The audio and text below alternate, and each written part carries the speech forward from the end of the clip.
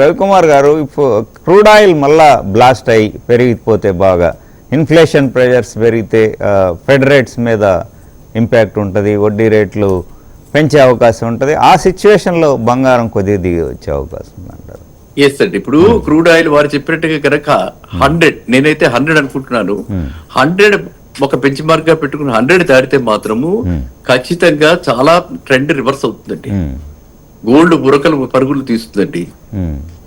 And interest rates తగ్గే అవకాశం కూడా, అప్పుడు నా ఉద్దేశంలో ఇంట్రెస్ట్ రేట్ తగ్గే అవకాశం కూడా తక్కువ ఉంటుంది. ఎందుకంటే ఇన్ఫ్లేషన్ కంటైన్ కాదు, ఇన్ఫ్లేషన్ కంట్రోల్లో ఉండదు.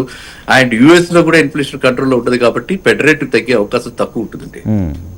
సో అందువల్ల ఏంటంటే డెఫినెట్ గా మనకి గోల్డ్ కి ఫ్యూచర్ నాకు it looks very bright, very promising. But నా ఉద్దేశం ఎందుకంటే మళ్ళీ కాస్ట్ అప్పులు చేసి వడ్డీ రేట్లు పెరిగితే లిక్విడిటీ తగ్గి గోల్డ్ లోకి క్యాష్ ఫ్లో తగ్గే అవకాశం ఉంది సార్. గోల్డ్ లోకి క్యాష్ ఫ్లో ఎట్టి పరిస్థితుల్లో, ఎందుకంటే ఇప్పుడు వారు చెప్పినట్టుగా హెడ్జింగ్ మెకానిజం ఎక్కువ అయిపోయింది. అందరూ కూడా గోల్డ్ ఇది కన్సిడర్డ్ అయితే సేఫ్ హ్యావెన్ అనమాట ఎప్పటి నుంచో, కానీ ఇప్పుడు మరీ పెరిగిపోయింది కాబట్టి ఈ అక్కడ ఏమైనా నష్టం వస్తే ఇక్కడ కవరప్ చేసుకోవడానికి దీనిలో ఇన్వెస్ట్ చేసే వాళ్ళు ఎక్కువైపోయారు కాబట్టి నా ఉద్దేశం ఆ ప్రాబ్లం రాదండి. మెటల్స్ పెరుగుతున్నాయంటే ఎకానమీ కొంచెం ఇబ్బంది పడుతున్నట్లు లెక్క. అది అప్పుడు అలా కనుక అయితే అప్పుడే హెడ్జింగ్ వస్తుంది. లేకపోతే మామూలుగా మన ఇంట్రెస్ట్ రీటైల్, ఇప్పుడు పెళ్లిళ్ళ సీజన్ ఉంది, మామూలుగా గోల్డ్ మీద అంటే ప్రీసియస్ మెటల్ ఆడవాళ్ళకి ఎక్కువ ఇష్టం, ఎక్కువ ముందు ఫంక్షన్ ఏదైనా ముందే అదే కొంటారు. సో అందుకు పర్సంటేజ్ సోనేకి చిడియా అంటారు ఇండియాని. ఎందుకంటే మన దగ్గర ఎక్కువ ఉంటాయి గోల్డ్, ఎక్కువ అందరికి అన్ని కంట్రీస్ కంటే గోల్డ్ ఎక్కువ ఉంటారు. కానీ ఇప్పుడు మనల్ని చూసి పివి నరసింహారావు గారి రిఫార్మ్స్ చూసిన తర్వాత అన్ని దేశాలు కూడా వాళ్ళు ఇలా చేసి బయటకు వచ్చారు. శాంక్షన్స్ ఉన్నాయి కాబట్టి మనకి శాంక్షన్స్ అయినాయి. ఏది మన రష్యాకి శాంక్షన్ అయినప్పుడు వాళ్ళు బయటకు వచ్చారు. బయటకు వచ్చినప్పుడు వాళ్ళ పరిస్థితి ఇట్లా ఉంది. సో వాళ్ళు కాబట్టి బయటకు వచ్చారు, మనం అయితే రాలేము. సో అన్న ఉద్దేశం ఉన్నప్పుడు లిక్విడేషన్, ఇమీడియట్ క్యాష్ కావాలి ఏదైనా ప్రాబ్లం వచ్చినప్పుడు. రష్యా కూడా పడింది బయటికి రావడానికి.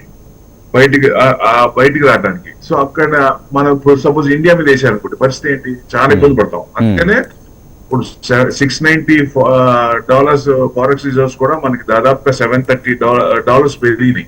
సో డాలర్స్ పెంచుతూ ఇప్పుడున్న డామినేషన్ డాలరే ఉంది కాబట్టి కొంత పర్సంటేజ్ గోల్డ్, ఎక్కువ పర్సంటేజ్ కొనటం మొదలు పెట్టారు సెంట్రల్ బ్యాంక్స్.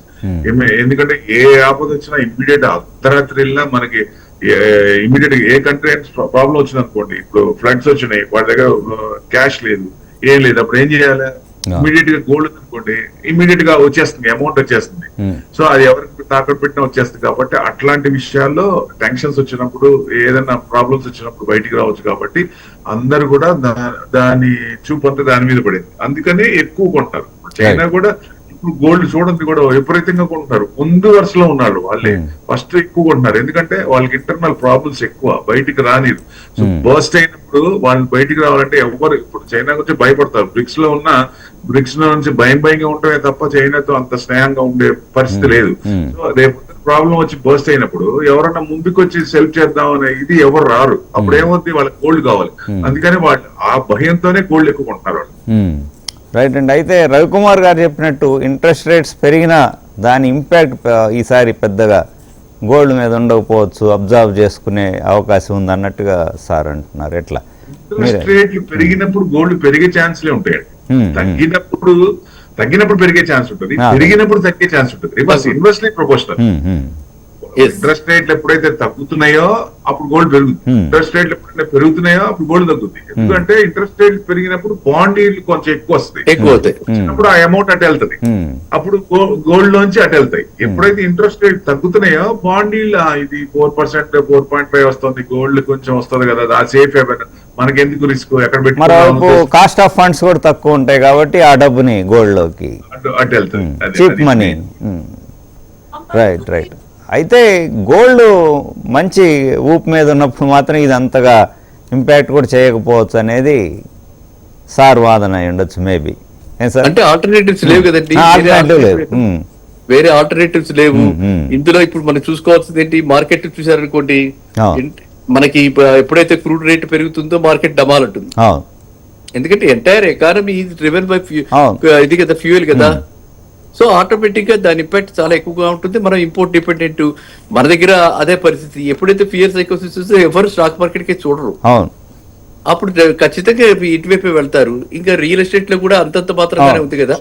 సో అందువల్ల ఇప్పుడు గ్లోబల్ గా రియల్ ఎస్టేట్ మార్కెట్ డల్ గా ఉంది, వీక్ గా ఉంది, సెంటిమెంట్ పూర్ గా ఉంది, అవును. Economy is not doing well, stocks IT మీద ఇంకా అవుట్లుక్ క్లియర్ గా లేదు.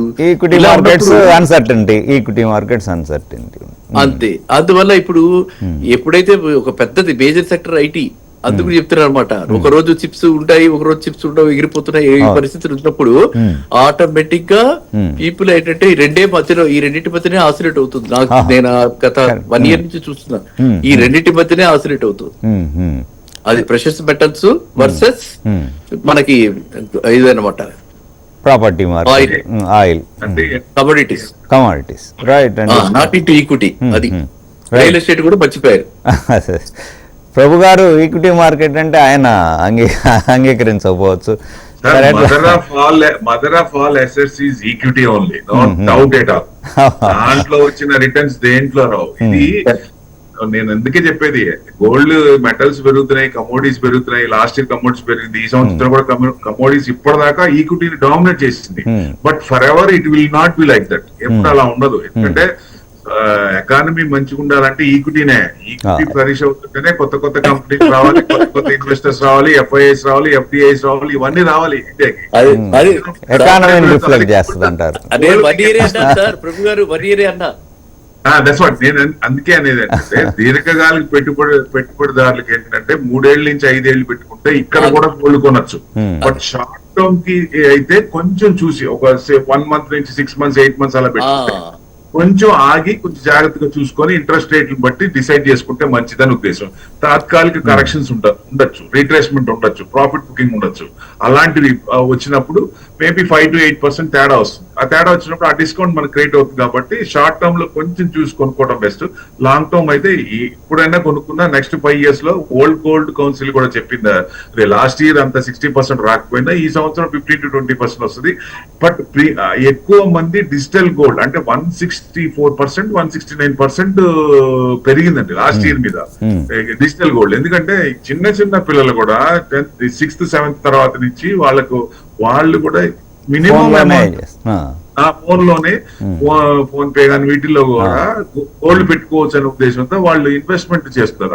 ఇది కనపడింది బాగా కొట్టొచ్చినట్టు. సో డిజిటల్ గోల్డ్ కి అందరు ఇష్టపడుతున్నారు. ఎందుకంటే మనకి ఇష్టమైన అమౌంట్ లో పెట్టుకోవచ్చు. వాళ్ళు చెప్పింది కాకుండా నాకు ఇష్టమైన అమౌంట్ ఏదైనా 100 రూపాయలు 200 ఎంత ఉంటే అంత నేను పెట్టుకోవచ్చు. కాబట్టి ఆ లైకింగ్ ఎక్కువైంది. మన చిన్నప్పుడు కిడ్నీ బ్యాంకర్ ఉండేది, kidney bank, Andhra bank use to be very very popular అనమాట. అది స్కీమ్ ఇళ్లలో పిల్లలకి బొమ్మలు ఇచ్చేవాళ్ళు. సో ఇచ్చి ఆంధ్ర బ్యాంక్ కలెక్టర్స్ వచ్చేవాళ్ళు, డిపాజిట్ కలెక్టర్స్ అనేవాళ్ళం. ఇవన్నీ అవి ఆ రోజుల్లో వాటిలో చూసాము. ఇప్పుడు దీనిలో మీరు అన్నట్టుగా ఈ వాల్యూలు కొత్తగా వచ్చాయి. రైట్ అండి ప్రభు గారు. 100 రూపాయలు మినిమం డిపాజిట్ తోటి వచ్చేసాయి. సెప్టెంబర్ తర్వాత సార్ చెప్పండి మీరు. అది రెవల్యూషనరీ చేంజ్ అండి. అది ఒక న్యూ కాన్సెప్ట్, నావెల్ కాన్సెప్ట్. గిఫ్ట్లు అన్ని కూడా అలాగే ఇస్తున్నారు ఇప్పుడు. రైట్ అండి. సెప్టెంబర్ తర్వాత దీపావళికి కావచ్చు, పెళ్లిళ్ళ సీజన్, ఆ నేపథ్యంలో ధరలు రికార్డ్ స్థాయికి చేరుతాయంటారా? ఎట్లా మళ్ళీ ఏమన్నా కరెక్షన్స్ జరిగే అవకాశం?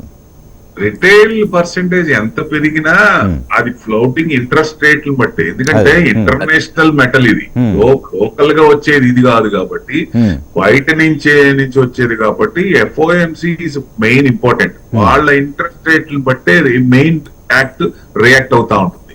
సో దాని అనుగుణంగా. అంతేగాని మన దగ్గర రిటైల్ పర్సెంటేజ్ ఎంత పెరుగుతుంది. సపోజ్ ఇప్పుడు చూద్దాం ఎగ్జాంపుల్, షాపుల్లో చూడండి పుష్కలంగా ఉన్నారు, కానీ అది ఫ్రెష్ బయింగ్ కాదు. మీరు ఏ షాప్ అడిగినా ఫ్రెష్ బయింగ్ తగ్గింది. ఆ రీప్లేస్మెంట్ పాత ఉన్న, ఇప్పుడు సపోజ్ 6 నెలల్లో కొత్తగా వస్తాయి, ఏముంటది నేను మళ్ళీ మార్చుకుందాం అనే ఉద్దేశం ప్రతి ఒక్కరికి ఉంటుంది, లేటెస్ట్ తీసుకుందాం. సో ఏం చేస్తారు, రీప్లేస్మెంట్ ఇచ్చి balance amount they are paying. Plus silver coated gold ornaments అవి వస్తున్నాయి ఇప్పుడు. అవి కూడా ఎందుకంటే న్యూ మోడల్స్ కూడా లైట్ వెయిట్ తీసుకొని బ్యాలెన్స్ కూడా పెద్దగా పే చేయకుండా బయటపడే పరిస్థితి వస్తుంది.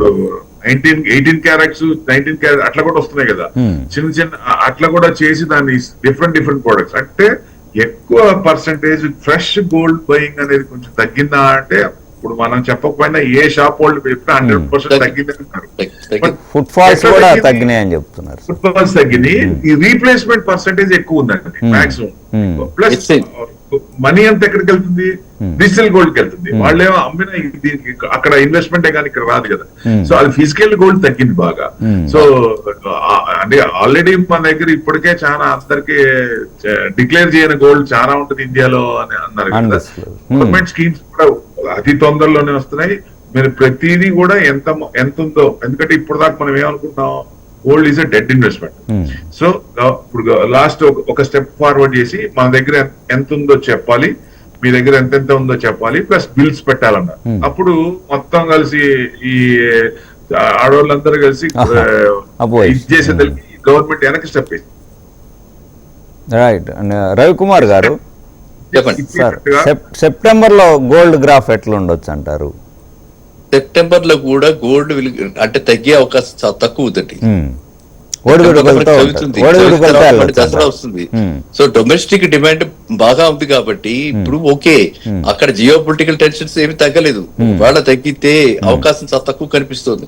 తగ్గితే అప్పుడు మాత్రమే ఏమైనా చిన్న కరెక్షన్ రావచ్చు. చిన్నపాటి కరెక్షన్ కూడా, పెద్ద కరెక్షన్ కాదు, చిన్నపాటి కరెక్షన్ రావచ్చు. కానీ లేకపోతే మాత్రం సెప్టెంబర్ లో తగ్గే అవకాశం లేదు. అక్టోబర్ కూడా అలాగే ఉంటుంది. అక్టోబర్ ఎండ్ నుంచి మనకు కొంచెం ఏమైనా కాస్త ఒక 2 నెలలు తగ్గచ్చని నేను